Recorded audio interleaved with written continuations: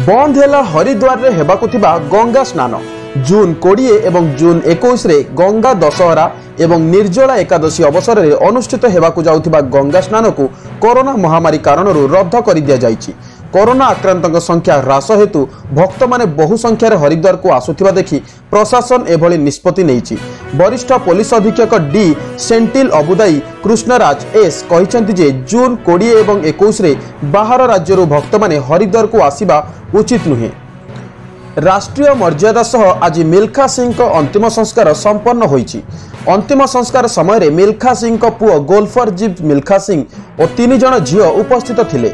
एहा सह केंद्र क्रीडा मंत्री किरण रिजिजू मध्य शेष दर्शन पई पहुंचीथिले। एहा पूर्व ट्वीट करी पंजाब मुख्यमंत्री अमरिंदर सिंह लिखिथिले जे आम सरकार तरफ राष्ट्रीय मर्यादा दिया जाई स्वर्गत मिल्खा सिंह जी को अंतिम संस्कार करबा पई निर्देश दिया जाइछि। देश में कोरोनार द्वितीय लहर कमिबारे लागिछि, किंतु कोरोना को नहीं नुआ नुआ खबर प्रतिदिन सुनिबाकु मिलुछि। गुजरातर साबरमती नदी में कोरोना भूताणु मिलिबा अनेकंक चिंता बढ़ाई देइछि।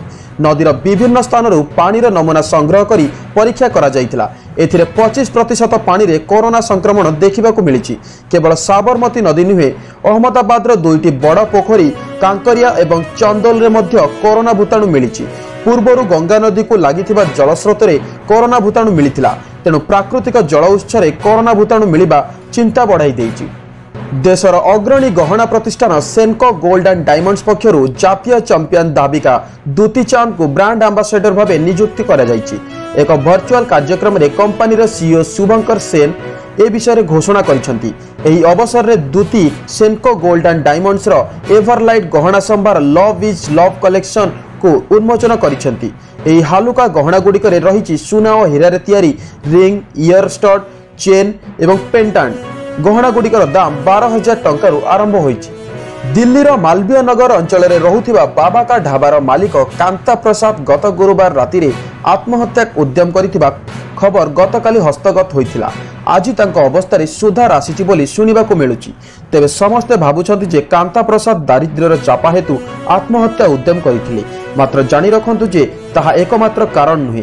कांता प्रसाद को पुओंको कहिबा मुताबक बाबा का ढाबा राताराति लोकप्रियता पाई पुणी जेतेबेले लॉकडाउन पाई मांदा पड़ीगला, लोके तांको थट्टा करिबा आरंभ करदेले। से अर्थ अभाव सह अपमान को मध्य सह्य करि पारले नाही। सेही कारणरू कांता प्रसाद बहुत समय विषादग्रस्त रहुतिले। 2022 सुधा भारतीय वायुसेना रे 36 जाक राफेल लड़ुआ विमान सामिल कराजियो बोली शनिवार दिन वायुसेना मुख्य RKS भदौरिया हैदराबाद अंतर्गत दुंदिलगत स्थित एयरफोर्स एकाडेमी अनुष्ठित मिलित स्नातकोत्तर पेरेड समीक्षा करने अवसर में गणमाध्यम को कहिसंति। फ्रांस रु 36 जाक राफेल लड़ुआ विमान पाइबार समय अवधि संक्रांत में पचारिथिबा सांबादिक मानकु से कहिथिले राफेल सामिल योजना प्रति दृष्टि देई भारतीय वायुसेना लक्ष्य पथरे अग्रसर हेउछि। कोरोना रे वरिष्ठ ओडिया IAS डॉक्टर गुरुप्रसाद महापात्र परलोक होइछि। 1986 गुजरात कैडर IAS श्री महापात्र वाणिज्य मंत्रालय अधीनस्थ DPIIT सचिव भावे कार्यरत थिले। एहा पूर्व से भारतीय विमान पत्तन प्राधिकरण अध्यक्ष भावे कार्य करथिले। से ओडिशार विशिष्ट लेखक महापात्र नीलमणि साहू पुत्र थिले। तांको परलोक रे प्रधानमंत्री नरेंद्र मोदी, केंद्र वाणिज्य मंत्री पीयूष गोयल, पेट्रोलियम और इस्पात मंत्री धर्मेंद्र प्रधान शोक प्रकाश करिसेंति। गत 24 घंटा मध्य राज्य में 3,427 जन कोरोना पॉजिटिव चिन्हट होइछंती। एमानक मध्यरु 1,954 जन संगरोध केन्द्ररु चिन्हट होइतिबा बेले स्थानीय संक्रमणरु 1,473 जन पॉजिटिव चिन्हट होइछंती।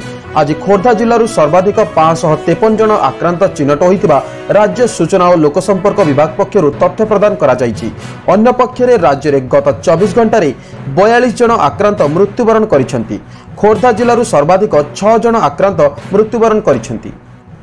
आंब दर जेते बेसी हेले भी आपण खूब जोर रे केते टंका देई किनिथिबे। मध्य प्रदेश रे एक दंपति अंतर्जातीय बाजार रे आंब किलो को 2.70 लाख टंका रे बिक्री करी चर्चित पाल्टिछंती। जानिले आश्चर्य हेबे जे दंपति सेमानकर मात्र 2टी आंब गछ को जगिबा पई प्राय 12 जन गार्ड एवं कुकुर को नियोजित करिसेंती। एही स्वतंत्र जापानी मियाजाकी आंब गछरे विभिन्न किस्मर आंब फळुची। मियाजाकी आंब को दुनियार सबुठारु महंगा फल बोली कुहा जाउची। बांग्लादेश, इंडोनेशिया, फिलिपाइन समेत अल्प किछि देश रे एहा मिलिथाय। देश में द्वितीय और तृतीय श्रेणीर सहर और ग्रामांचल में कोविड-19 टेस्टिंग बढ़ाइबा लगी centre for scientific and industrial research CSIR सह टाटा ग्रुप वैज्ञानिक गवेषणा संस्था टाटा MD हाथ मिलाई। उभय संस्था भविष्यतर टेस्टिंग आवश्यकता को पूर्ण करने को प्रस्तुत होइछंती। टाटा MD टेस्टिंग किट को व्यवहार करी कोविड परीक्षा करा जिवो। CSIR IGIB फेलुदा प्रजुक्ति को व्यवहार करी एही टेस्टिंग किट विकसित करा जायछि। टाटा MD पक्षरु 3 कोठरी विशिष्ट भ्राम्यमाण टेस्टिंग लैब मध्य विकसित करा जायछि। देश रे थिबा CSIR 37 लैब व्यवहार करी टाटा MD टेस्टिंग बढ़ाइबो।